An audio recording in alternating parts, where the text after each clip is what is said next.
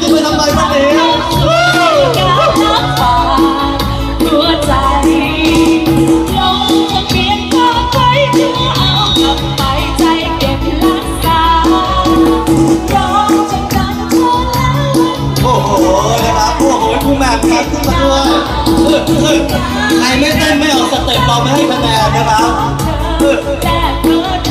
โอ้โห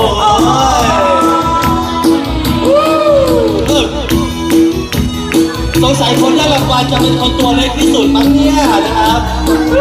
เดี๋ยวหน้าเป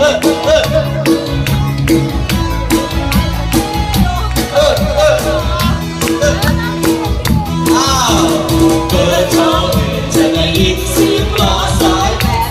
รอบสุดท้ายแล้วอย่าลืมนะครับเต้นแรงๆหน่อยโอ้ยกำลังเข้าสู่บริการรับฝากหัวใจลงทะเบียนก็ไปโอ้โหเอาขึ้นมาหมดหรือยังอ่ะ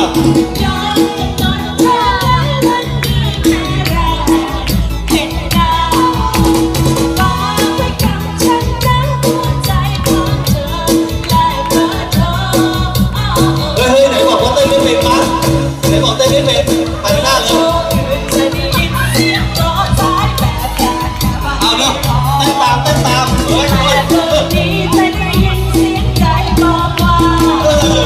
เปิด